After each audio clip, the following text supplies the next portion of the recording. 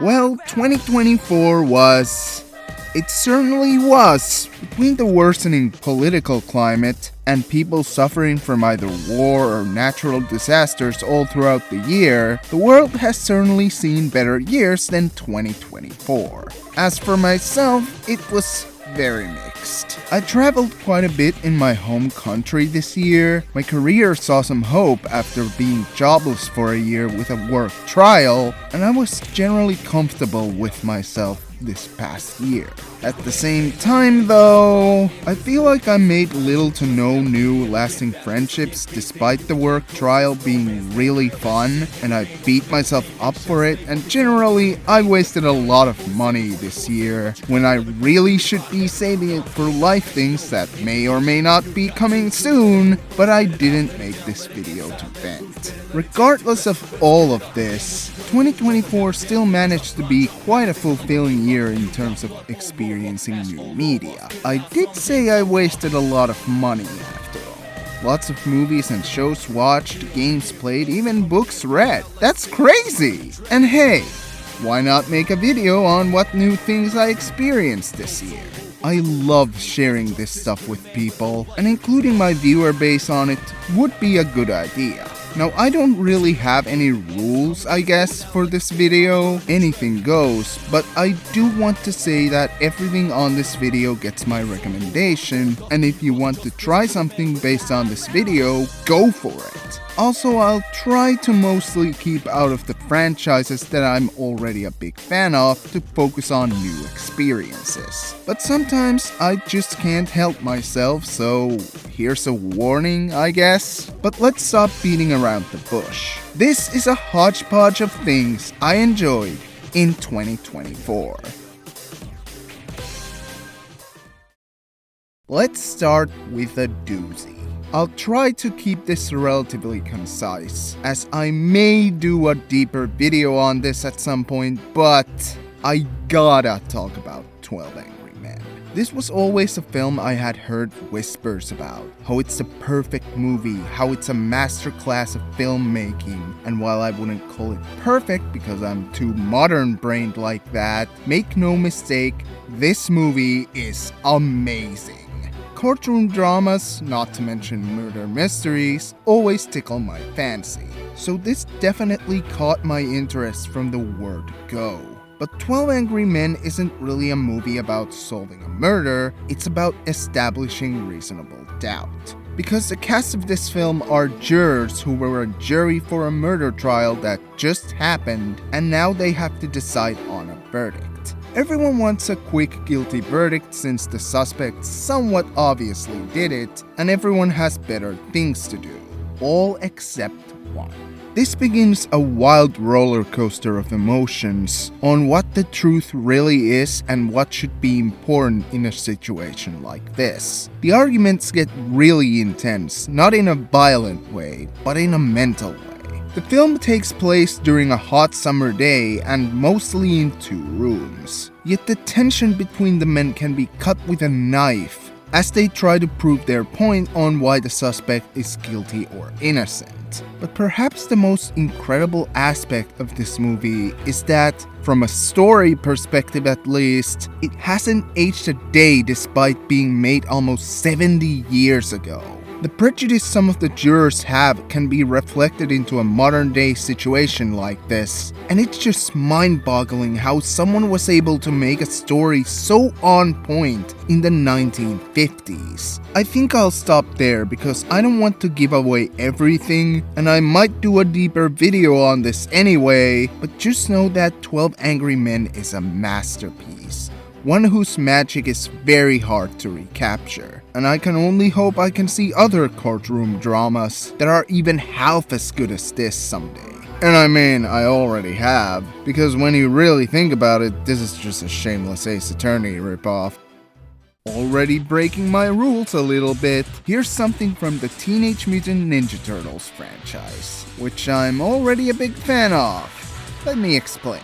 So despite the TMNT franchise being with me for nearly all my life, I had one big blind spot when it came to the series, and that was the comics. which is especially weird since my favorite adaptation of the Turtles is the one which is the closest to the source material, and I never even thought of tracking down and reading the comics until now. So last year, I finally read the original run of the Mirage Teenage Mutant Ninja Turtles by Peter Laird and Kevin Eastman, from the legendary first issue to the City at War arc. Needless to say, it was pretty banging, yo. The Mirage comics are certainly very different compared to any other adaptation of the Turtles I've seen, with how visceral and no-holds-barred the violence is, how different each of the characters feel, and how difficult it really is sometimes to distinguish the Turtles from one another. Yet this source material is in equal parts badass, emotional, even scary, and cathartic. It has a lot of the stuff I really like about the 2003 show, gee, go figure. But it has a lot of its own elements that weirdly haven't really been explored in the more popular adaptations.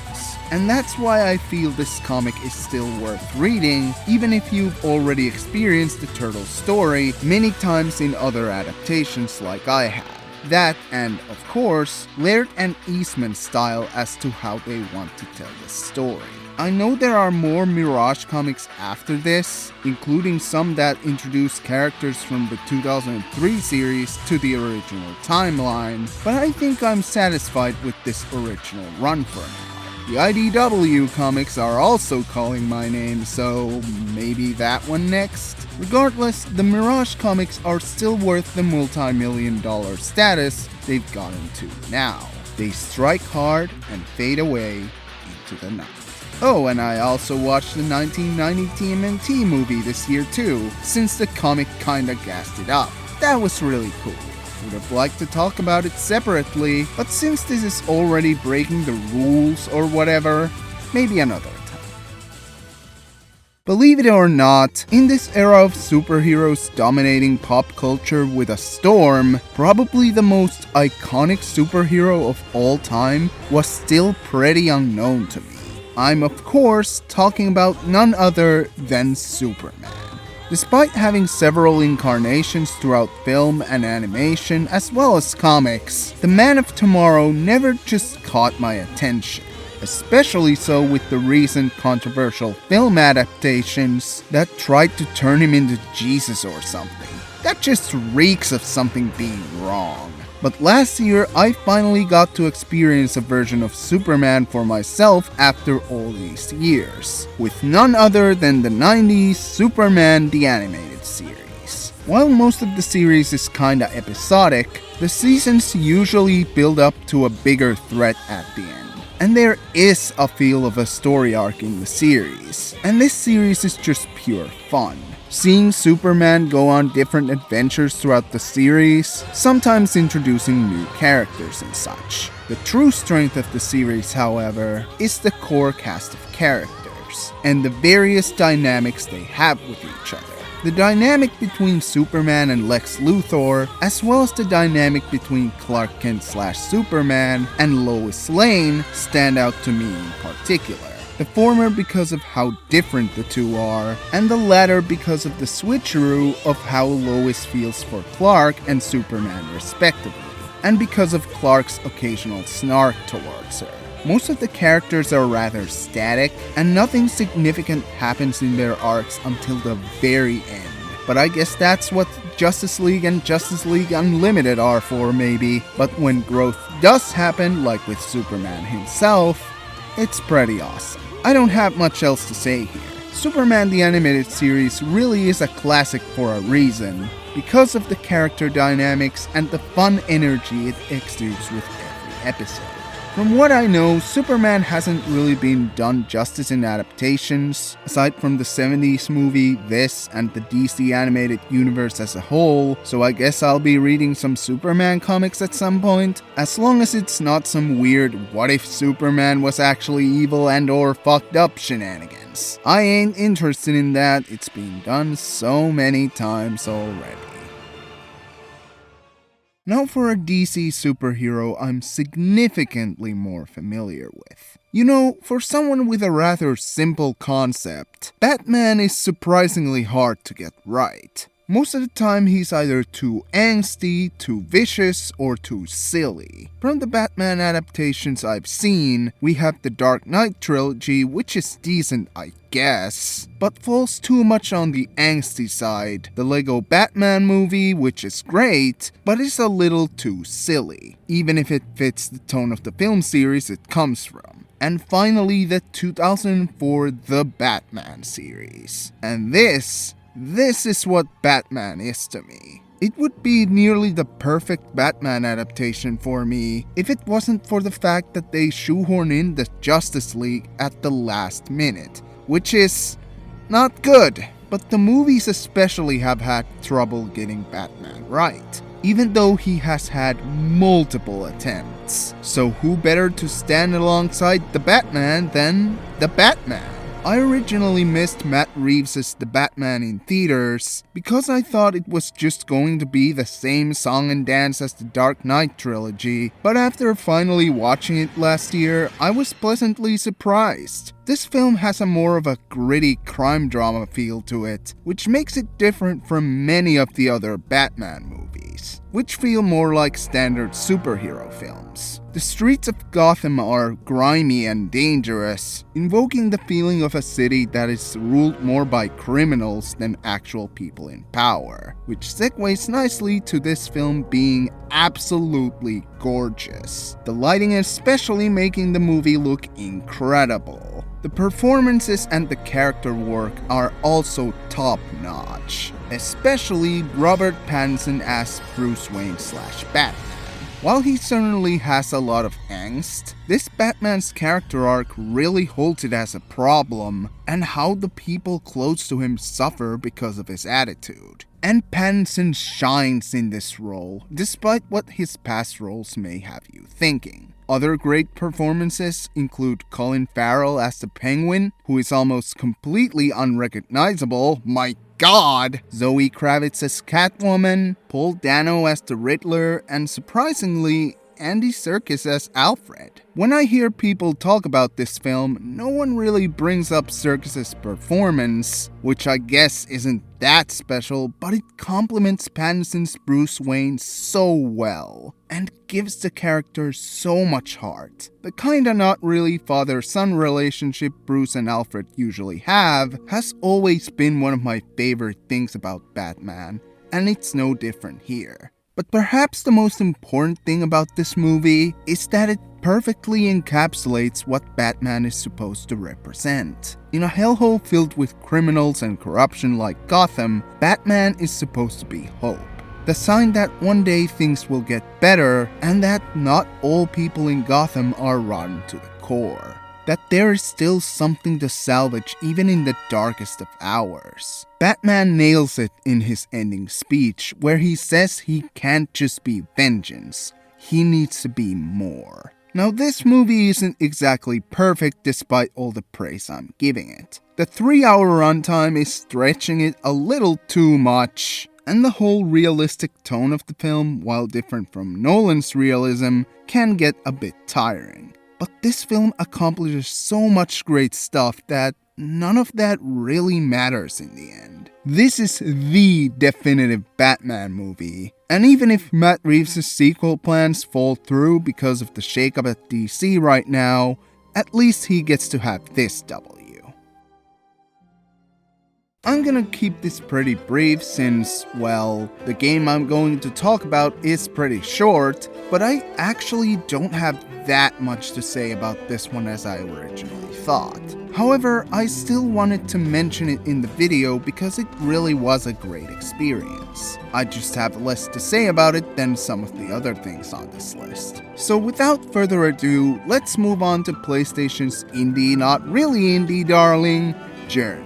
This game is so effective at creating atmosphere. The graphics look gorgeous and they invoke the feeling of a vast world without a single word of actual text or spoken dialogue. The music also elevates this feeling of being a small creature in a vast world. But in reality, the game mostly takes place on a mountain and the area surrounding it. But you still feel small against the mountaintop, as shown in the title shot of the game. It also helps that the game is actually fun to play. Flying through the air with the Wayfarer is exhilarating, which is only elevated by the many set pieces during the game's runtime. Your goal is also very simple: get to the top of the mountain. The game's narrative is really heartwarming too, as it really could be a metaphor for life itself. I think I'm going to leave it there since my playthrough with this game was unfortunately not ideal, as the multiplayer aspect actually stopped working for me in the middle of my playthrough because of shenanigans, and I had to play nearly the entire game alone. But this game is still really something special, and I think everyone should experience it at least once. I should really seek out more character action hack and slash games, since they tend to be the kind of action game I prefer. And this past year, I finally decided to play one of the games that made me appreciate the genre in the first place, Devil May Cry. Or more specifically, the prequel entry, Devil May Cry 3: Dante's Awakening. And with the Switch version adding some significant quality of life improvements into the game, I had pretty much no excuse to not play it anymore. If I were to describe this game with just one word, it would certainly be fun. This game just wants you to have fun in any way you can. Defeating demons and other baddies is so satisfying, and the fact that you have many close range and long range options at your disposal just never makes the game boring. Especially with the style ranking system that you always want to fill up as much as you can. And while the weapon's usefulness varies, it never takes away how exhilarating the game feels, especially with how tough the game can sometimes get. While the story is somewhat generic, the characters really make it a fun ride from beginning to end. The cast may be somewhat small, but each of the main characters is surprisingly deep and interesting. And Dante is just the best kind of protagonist for a game like this. His wisecracking and fun-loving attitude really make the world feel more alive, as brown and dark it may look. And that's not even mentioning the many epic set pieces in cutscenes, like running down a tower wall or taking out demons with a motorcycle. Overall, I had a blast with DMC3, and having already seen and heard a lot of what 4 and 5 have to offer, this demon slaying series might just become a big favorite somewhere down the line. What can I say about smiling friends that hasn't already been said? Seriously, this show has shown up on the social media so often throughout the last few years, mostly through memes, that I think I can't really add anything unique to the conversation. Well, I guess when you get down to it, this series is just a bunch of pure nonsense. But that's exactly what makes it so endearing and funny. The show follows the everyday adventures of Pim and Charlie, in a world where humans, weird blob people, and shrimps all live in harmony. Pim and Charlie work for the titular Smiling Friends, a company trying to make their clients smile again. The series is filled to the brim with kooky characters, and the comedy just exudes this weird energy. It also helps that the series is highly quotable, with its relatable characters saying things in the funniest possible or the most memorable ways. Thank God, finally. What the fuck? It feels like a big, elaborate shitpost as a whole. The plots are all episodic and there's really no significant character growth, but that doesn't mean the series isn't fun. And some episodes even show that some characters have some hidden depths to them. The show also likes to make fun at certain hot topics, like Hollywood studio politics, cancel culture, and actual politics in general. That's not even mentioning the several wacky scenarios the series gets into, like a colorful chaos town where nobody is allowed to look in the eye, or the boss straight up marrying a demon. Yeah, Considering the success and the fame of the series, I doubt Smiling Friends is done with only 2 seasons. I'm sure the writers can come up with more wacky scenarios for these dudes to get into, and I'll be waiting for the continuation of the adventure with bated breath.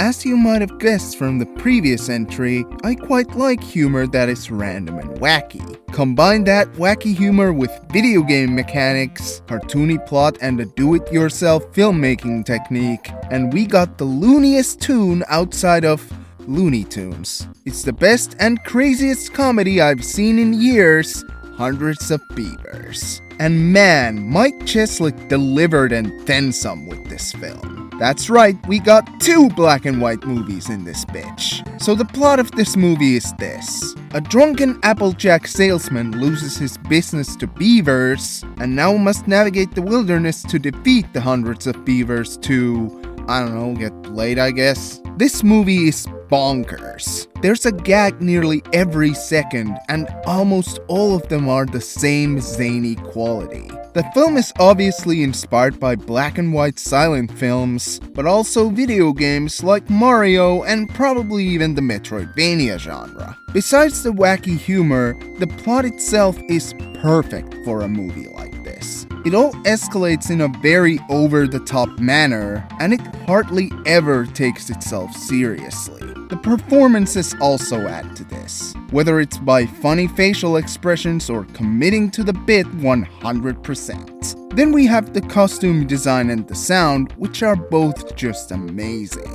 The animal designs are so charming, yet they also exude mischievousness all around. The sound design also sells this film's comedy, and it's perfect in just about every scene. This film was wacky, whimsical, and fun in the best ways, and it's also why it was one of the best films I saw last year. I sincerely hope Cheslick has a bright filmmaking career ahead of him, because if we get more movies like this from him, we might not need any other comedies ever.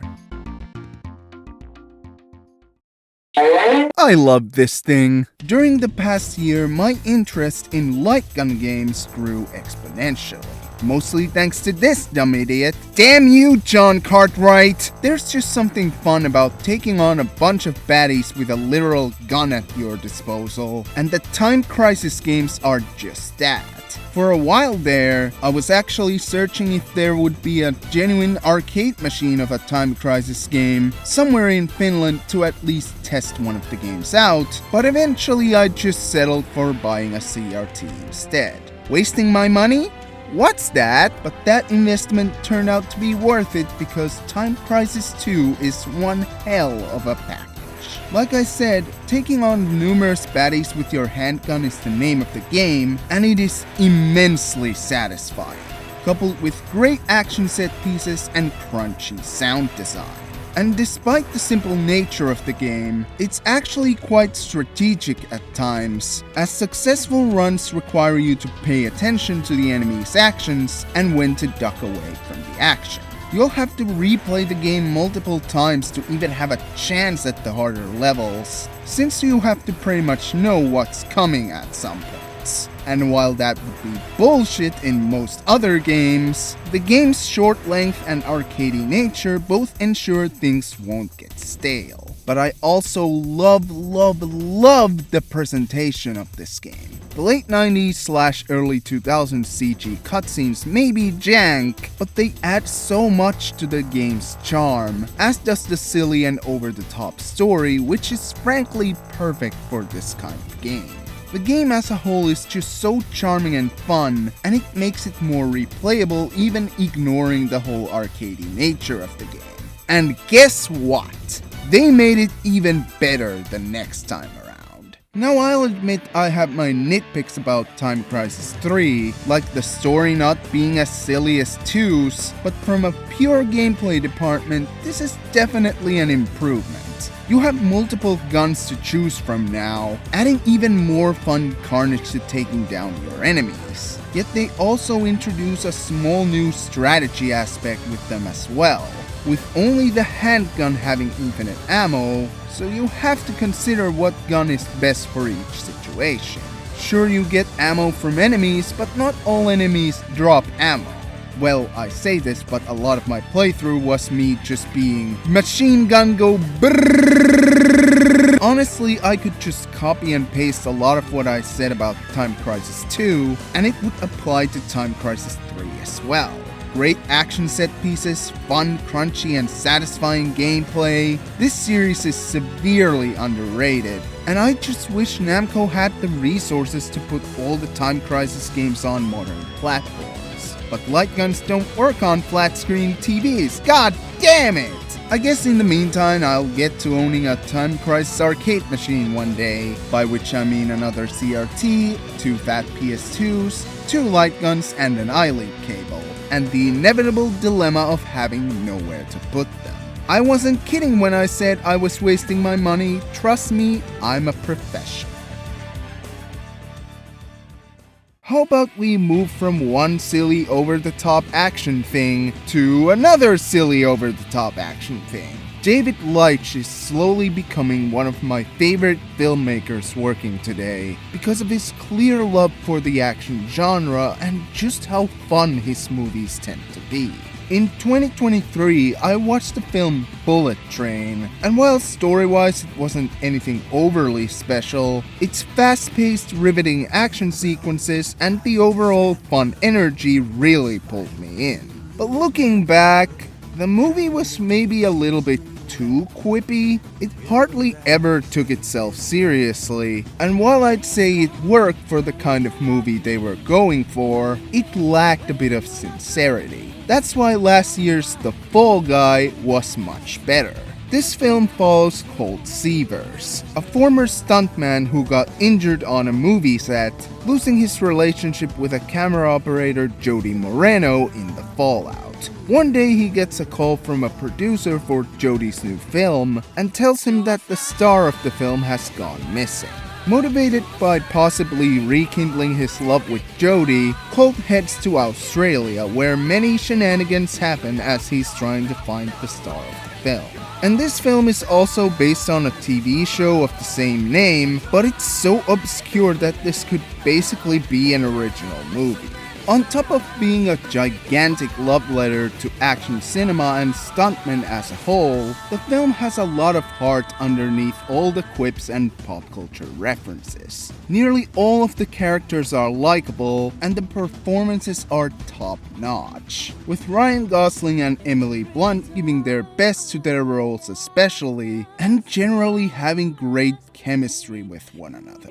The story is a tad predictable at points, but the film never stops being boring with several fun scenes and action sequences. And this is not even mentioning the several ways the film honors filmmaking, and especially stuntmen with how they're portrayed as the heroes of the story.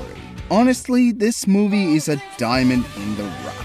Leitch may not make the best movies in the business, as his films tend to be on the unserious side of film, but this one is so earnest in what it wants to say and how good the character work is. I really hope he gets to do more of these multi-million action spectacles in the future, because if they turn out to be as good as this one, maybe cinema isn't a dying form of art after all.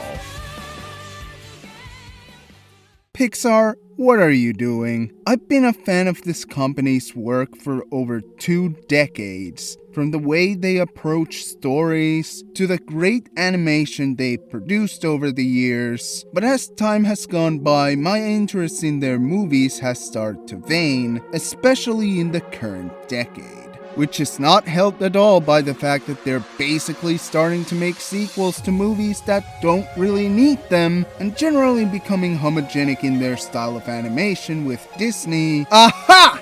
So there's the culprit for nearly everything wrong with modern Pixar. I guess I can take solace in the fact that they won't do soulless live-action remakes at least. Please don't let that age badly, God, I'm begging you. But besides all the sequels, there are a few original films as well. But most of them aren't as good as what we got some years ago. Soul is great, but Onward was only very okay, and I've heard mixed things about Luca. However, before being banished to the sequel months following Inside Out 2's success, we had one great Pixar film that really surprised me. Because while Turning Red may be cringe and weird, it's still full of so much heart. So Turning Red tells the story of May, a 13-year-old Asian Canadian girl who is entering puberty. This obviously comes with its awkwardness and problems, but one big abnormality is that May turns into a giant red panda when she experiences strong emotions. The film focuses on how to cure this abnormality so that May can hopefully go back to a normal life. However, the journey isn't as simple as one might think, as May has an overbearing family on the mother's side, and she has her own things she'd like to do, like go see her favorite boy band perform. The story is somewhat simple and even a tad predictable at times, but it's the film's emotional core and messages that really hit home.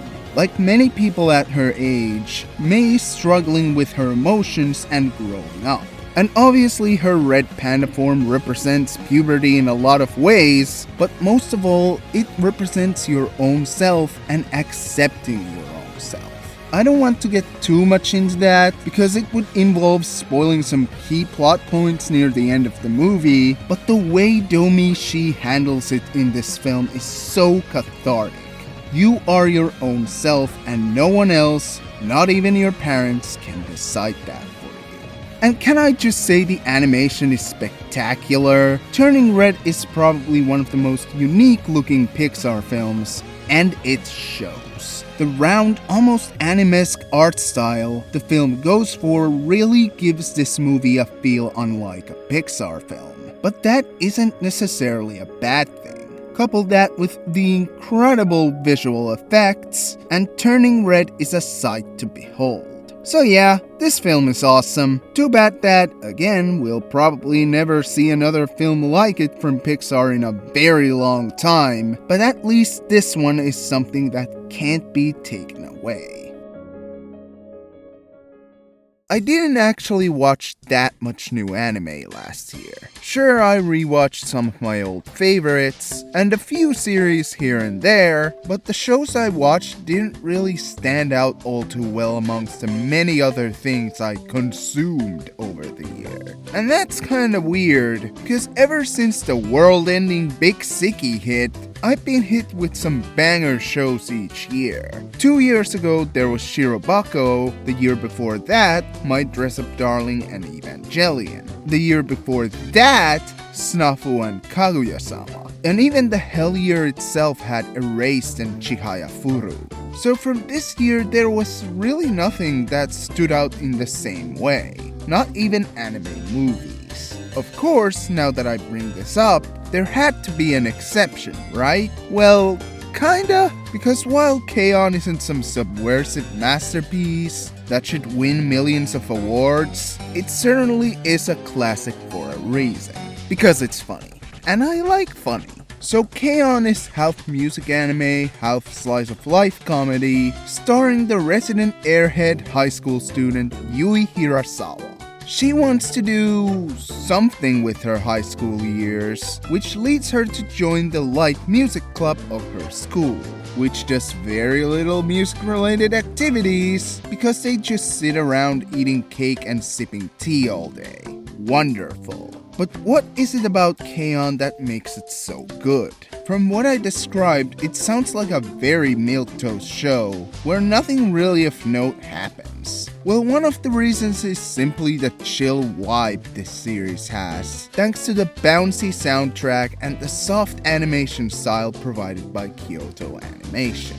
This vibe really leans itself for a fun series about a bunch of friends just hanging out, which is almost exactly what this series is. And that brings me nicely to the characters. The main cast especially is just fun to watch to get into fun shenanigans because of their quirky natures, especially after Azusa is introduced. Of course, there is the occasional music number and actual songs they perform, but the core of the series series is very much about these funny shenanigans, and the bond the girls end up sharing gives the series a really cathartic ending. The performances were also good all around. I watched the English dub, which is bound to have criticisms because everyone sounds the same, but I thought the cast did a fine job here. As examples, Christina V really shines as Mio, and Christine Mary Cabanos nails Azusa's cuteness, the only sane man act, and her emotional moments. Overall, K-On! Is just a really fun and funny show that's almost literally about cute girls doing cute things. And honestly, I wouldn't have it any other way. You know, I've been very apathetic about Sony's first-party offerings for a while now. Nowadays, it's nothing but story-based action game this and hyper-realistic visuals that. And while I don't dislike either of those things, it's pretty much become the only thing they're known for. And as someone who grew up with both PS1 and PS2 games, the lack of variety really grinds my gears. Especially because they shut down Japan's studio, fuck off! But at least there are some glimmers of hope here and there. One of them being the game that came with every PS5, Astro's Playroom. And this game is so joyful you have no idea. Besides the bots being the most adorable things ever, and references to games being everywhere, Playroom is a decent platformer by itself too. Sure, some of the mechanics are a bit janky, but being a platformer where you can collect different pieces of PlayStation history, it's a ton of fun to explore around the insides of the PS5. But the game definitely left me wanting more.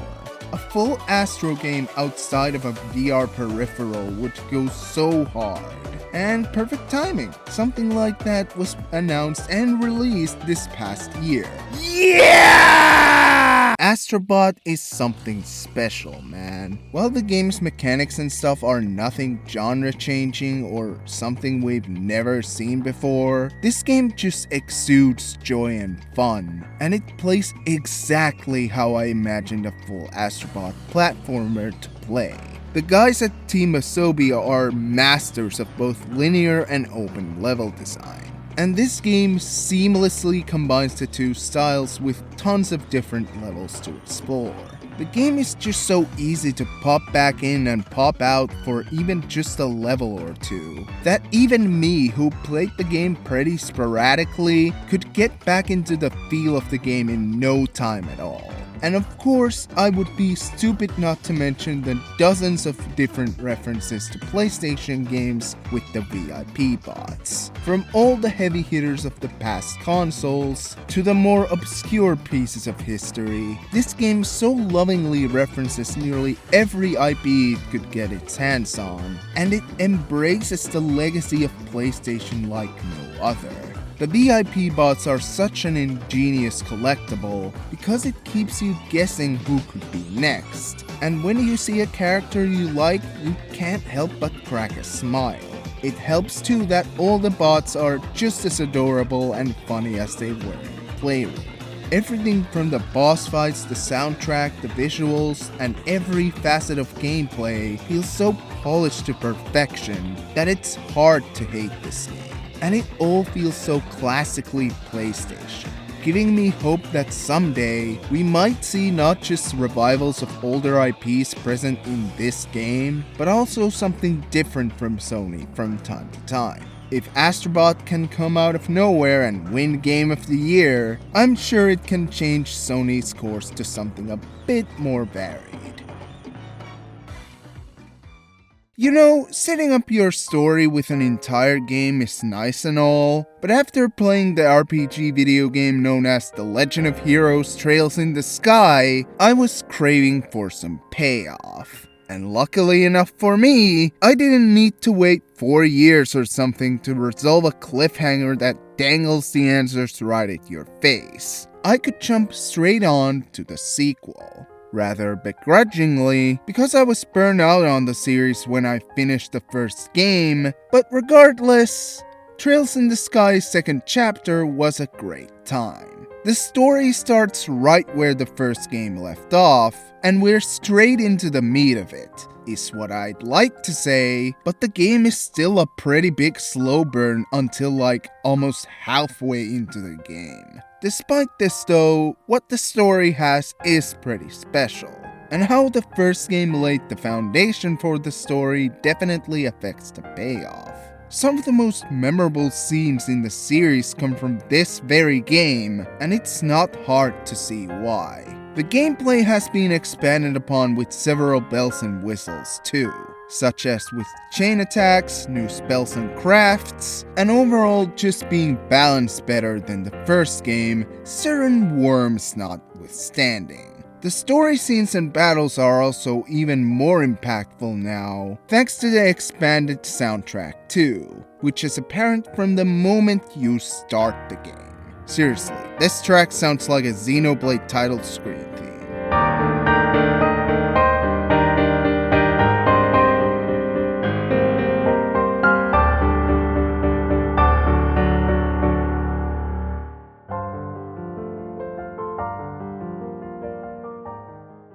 But the highlight of the game, and by extension the previous game as well, are the characters. They are the reason why the scenes in the story hit as hard as they do. Everyone in your party has their own story, their own struggles, and it's super awesome to finally see the character work made in the first reach its peak here in the second one. Shoutouts to Joshua, Chloe, and Agatha especially, who are the real MVPs of this game. In addition to the characters, I would be amiss not to mention the incredible lengths this game, or these games, go with their world building.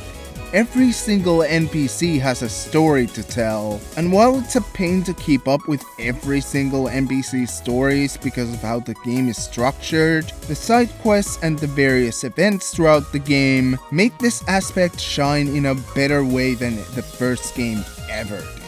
I will never forget the Great Odyssey of Anton. Now the way I'm talking about this game might surprise you, as I'm talking overall pretty neutrally about the game, and not as excitedly as some other people.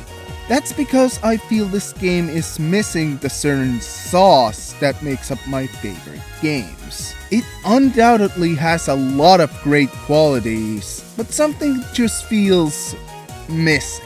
Maybe it's because of my bias towards other JRPGs, maybe it's because I find the future games more interesting, but I don't really know. Trails in the Sky SC is still a good game, but not the holy grail of role-playing games that so many other people have made it out to be. But I don't want to end this segment on a negative note, so here's a smug Estelle, wanting to commit ultra-violence. Oh fuck, another action movie. Alright, let me just put some, I don't know, Ace Combat music on the background.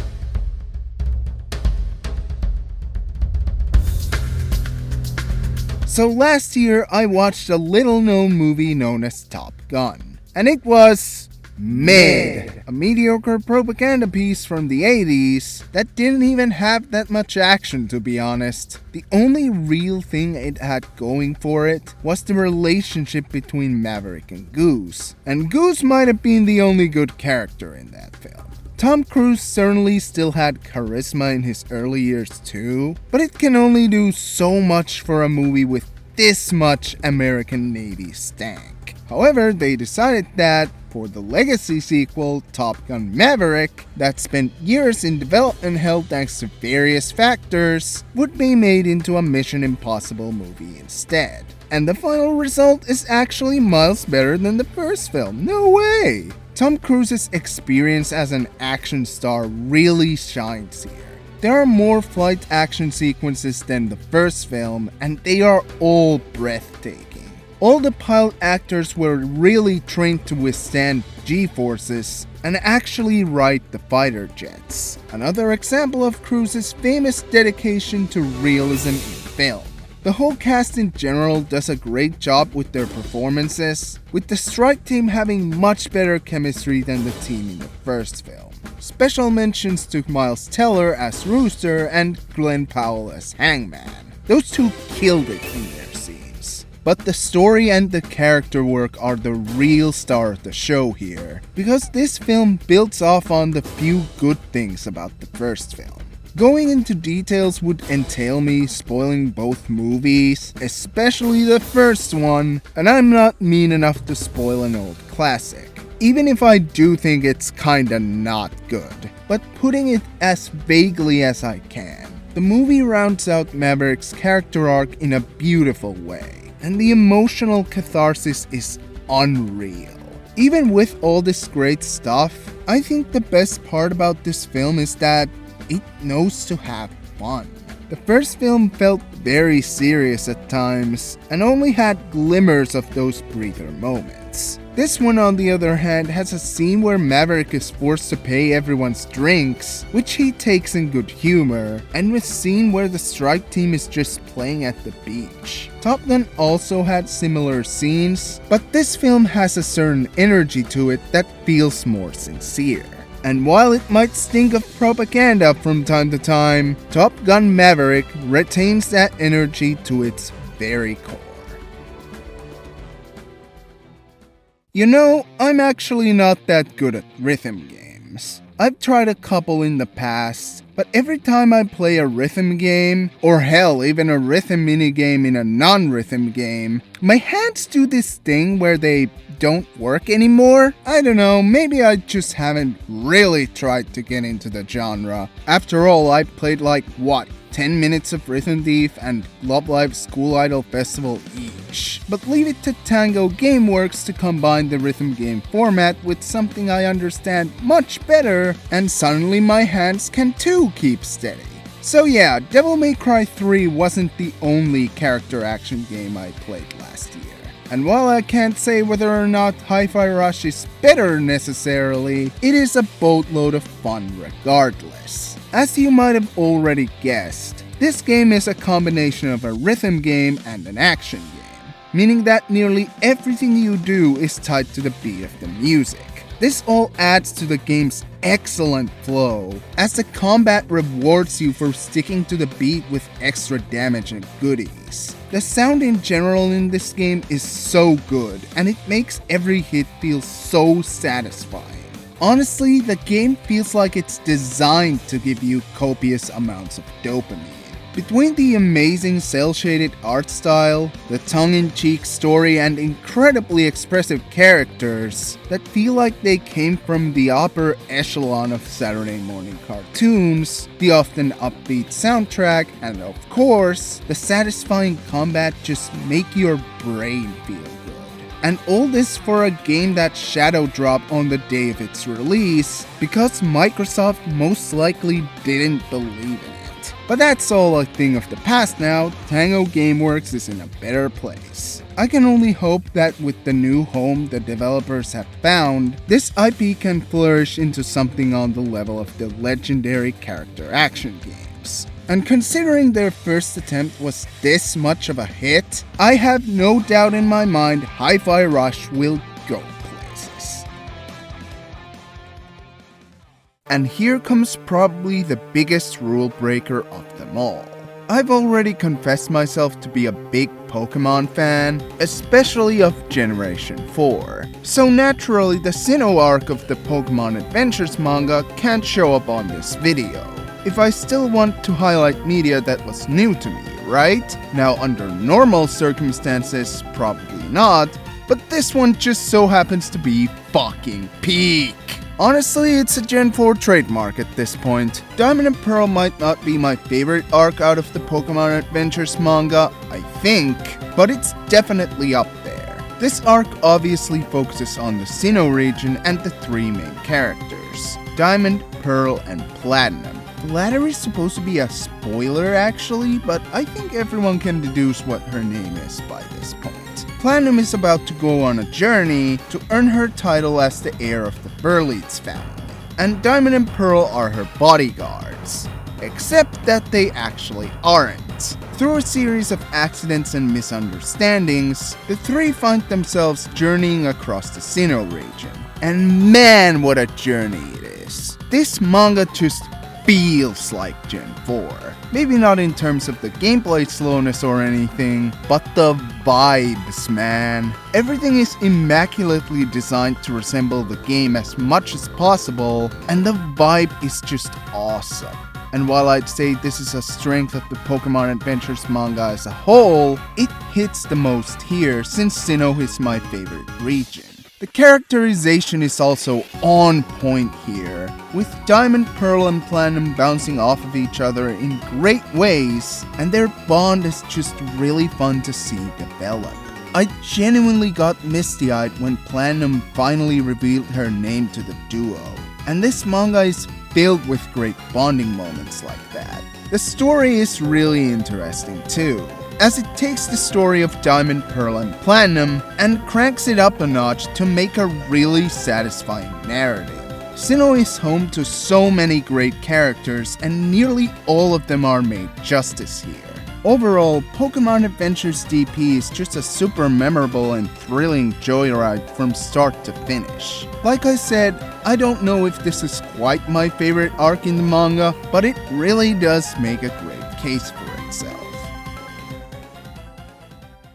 As you might have already noticed, I'm not actually ranking these things in any order. But now we've arrived to the last segment of the video, and the reason this video took so long to make. And I wanted the last thing on this list to be something special, something I couldn't even dream of in my wildest dreams. And this thing is not really that, but it just might be my favorite thing on the list. Well, aside from maybe 12 Angry Men, Pokemon Adventures DP, and Astrobot, but nonetheless, I still wanted to highlight this one in particular, because it is one hell of a quest. Dragon Quest is a JRPG series I've been wanting to get into for a while now. Not only because of its whimsical and fun energy, but also because of its impact on the genre as a whole. I tried several games via emulation before, but I didn't stick with any of them for one reason or another. And it wasn't like I disliked what little I played, but that I really didn't take any of my playthroughs seriously. But I decided to change that last year and actually commit to a Dragon Quest game. I had heard nothing but good things about 11, the newest game in the series, so I decided that would be my first serious dip into the franchise. My expectations were pretty high at that point, and while Echoes of an Elusive Age didn't quite meet those expectations, it is still a really great adventure regardless. The game's plot is a pretty basic one. A young man of silent protagonist variety comes of age, and he learns about his destiny as the Luminary, a legendary hero of light, and thus goes on to an adventure to defeat some kind of demon lord, all the while gathering a wacky cast of characters as a party to himself. That's the plot in a nutshell, but the story itself is much more massive. Seriously, this game can easily stretch to a 100-hour adventure. For such a straightforward story description, this game has a lot going on, to put it simply, and seeing all the twists and turns throughout the game is really captivating.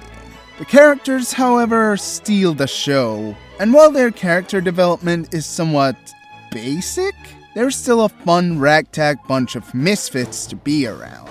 Something that becomes more and more apparent as you trudge on through the game. And not just that, but the vibes of this game are immaculate. Whether it's because of the character and monster designs, the overall feel of the world and its different locales, or simply the game's charm, which goes a long way to make the game more memorable. And the combat is a very solid turn-based system polished from previous Dragon Quest games. Even if needing to equip healing items on every character individually, and them having limited item space makes me tear my hair out. At least the protag dying doesn't make an immediate game over. But despite the few problems I have with the game, Dragon Quest XI is still a blast from start to finish. Yet more proof that turn-based RPGs can be good beyond just Persona 5. And let's hope Dragon Quest XII isn't far off. That too. And that about does it. So 2024 was a rough year all in all, but these works definitely helped me get through it more comfortably. Discovering the likes of Dragon Quest and Time Crisis were especially some of the highlights of the year, and that's honestly what happened a lot this last year. New discoveries. I discovered the TMNT comics that I'd been missing out on. I found out there was more to the Batman than just a grim realistic Nolan-like Batman. I was introduced to Superman finally. I dragged myself to actually play hack and slashes like DMC3 and Hi-Fi Rush. And I want to extend this energy to this next year as well. I made a list of things I could possibly experience this year. On top of revisiting a lot of old favorites, I also want to expand my horizons a little.